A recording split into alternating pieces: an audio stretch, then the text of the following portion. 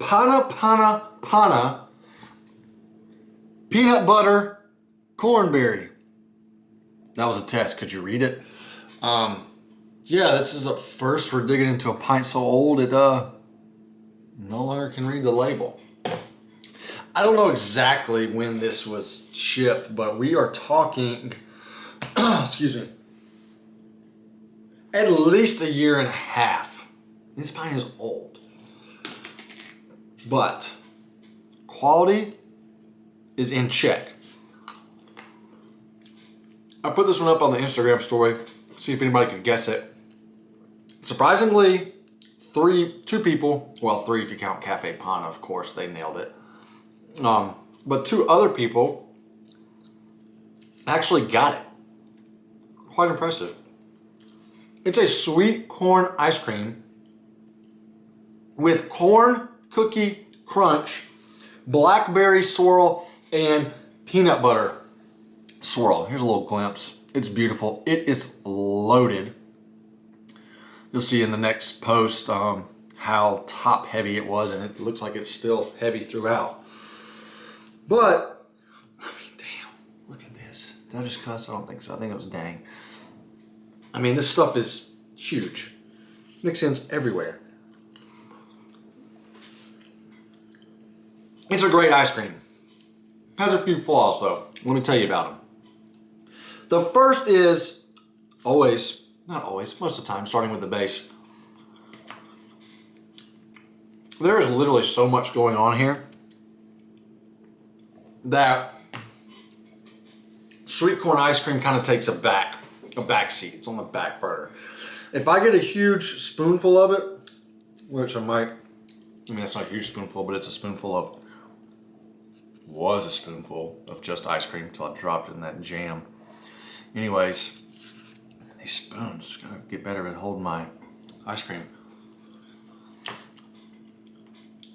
We get a little bit of corn flavor. Very minimal.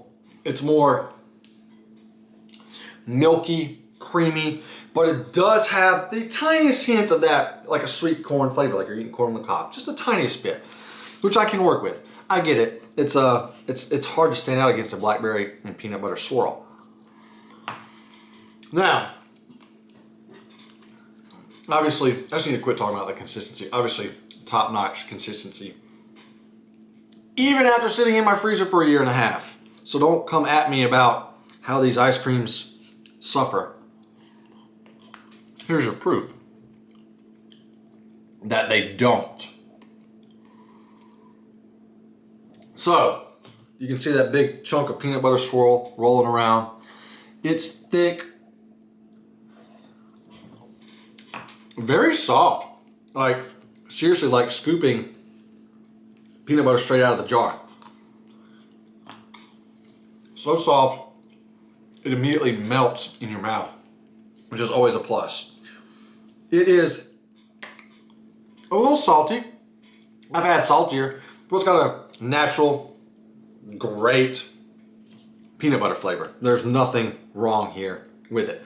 And look at this chunk. Good Lord. Look at that. Look at the thickness on that. I mean, obviously having to chew that a little more because it hasn't quite tempered yet all the way since it's a massive chunk. But, oh man, that was a little saltier than I remember. It's fantastic. Obviously paired with the blackberry swirl, you get this whole, you know, PB&J vibe. I will say though, I am totally team grape jelly when it comes to my PB&J. I'm not overly picky, but I definitely prefer it. And I've only had one ice cream ever. I had grape jelly as a PB&J, believe it or not. Most of them do raspberry, strawberry, even a little blackberry. Oh, my good friend, Family Food Dude, Eric, you know who you are. Cookies and Cream Sarasota is his brand.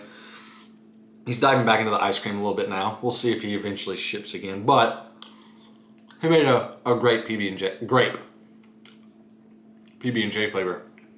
Very good. So, obviously, There's plenty of PB&J vibes here is where I'm going. I know I'm rambling. I'm sorry, but this is just a good, well-executed pint. The blackberry, like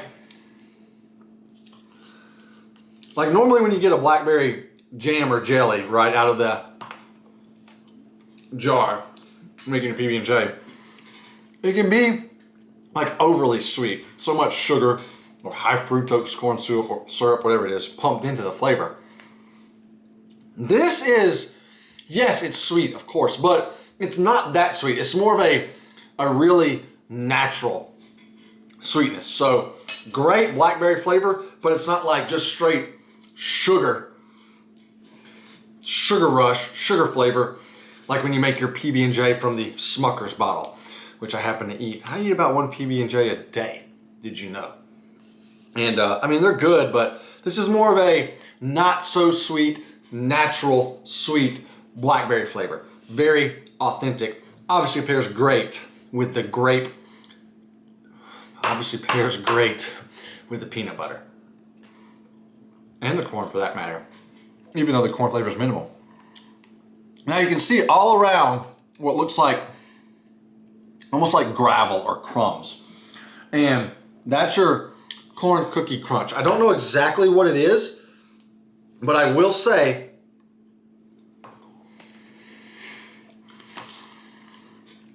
oh my God.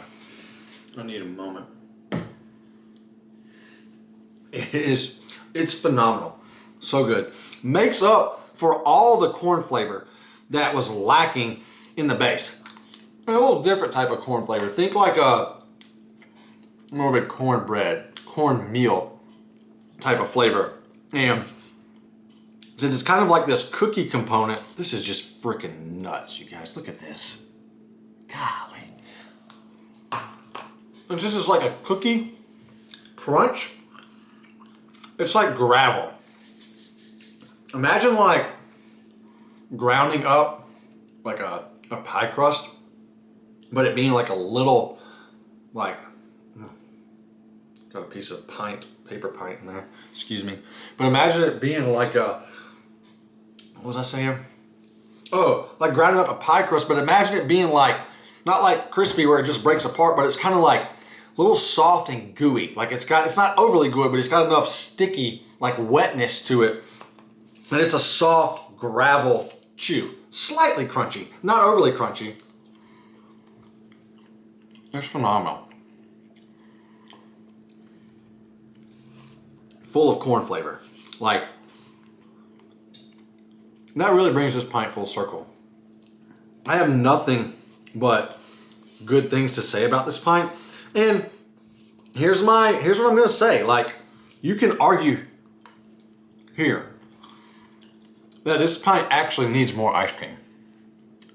Because the mix-ins, like they're everywhere. That's what we all want. But the mix-ins are so flavorful that the ice cream's taking the back seat. Now, even though there was enough corn flavor in the cookie crunch, it still would have been nice to have a little more corn flavor in the base. Nonetheless, this stuff is top notch.